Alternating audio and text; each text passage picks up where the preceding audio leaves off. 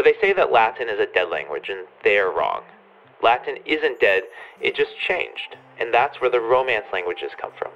Romance in the sense of Rome, not love. Over time, as the influence of Rome wore off in the Middle Ages, the regions that spoke Latin all spoke different versions of it, and these languages evolved into modern-day French, Spanish, Portuguese, and Italian. All of these languages are just modern forms of Latin, though. In fact, over 800 million people speak a language derived from Latin. That's impressive, and it shows the importance of Latin and its language descendants on the history of the world. If we look at the word for mother in each of these languages, you can easily see the relationship between Latin and its Romance tongues. In Latin we have mater, Italian madre, Spanish madre, and French mère. These are called derivatives, since they come directly from the Latin word.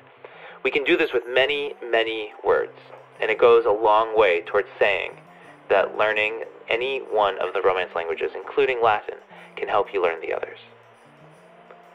But if these languages are derived from Latin, that must mean that Latin itself is derived from something earlier. That's where we get to travel further back in time.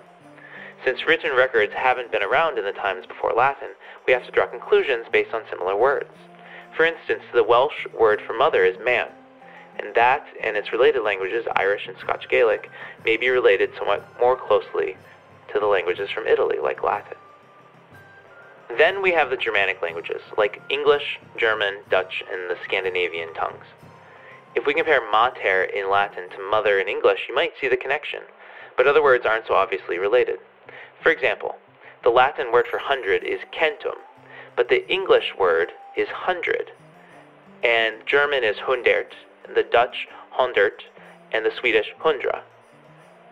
You can see a kind of similarity in the middle part of the word with the English nd and the Latin nt, but something happened a long time ago to the beginning of the word for hundred, and the k changed to an h for the Germanic languages.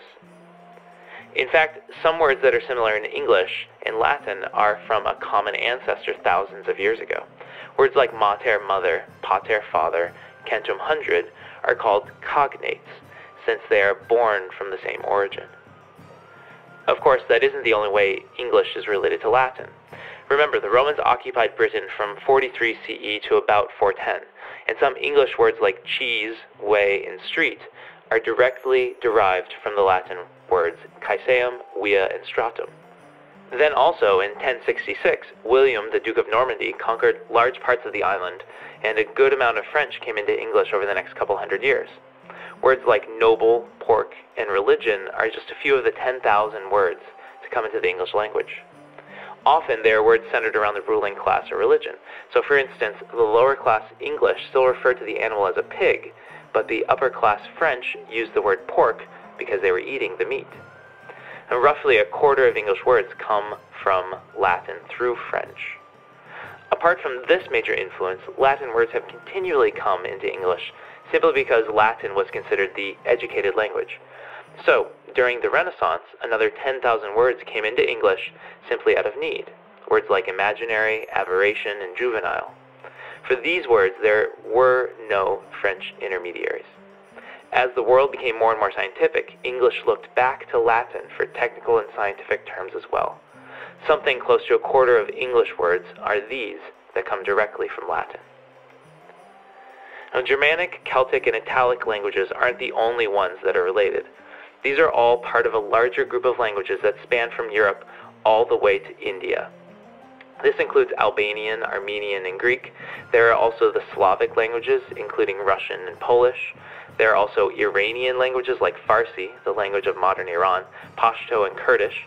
And related to these is Sanskrit, the ancient language of India, along with many of the modern Indian languages, including Hindi, Bengali, and Punjabi. In all, Indo-European languages are the official languages on all 6 major continents, and almost 2 billion people speak a language from this family. As each group broke off from the other, specific changes occurred in the vowels and consonants that created the different languages that we have today. But it's pretty amazing that all of this originated with a small group of people. We don't know where, but most likely around 6,000 years ago.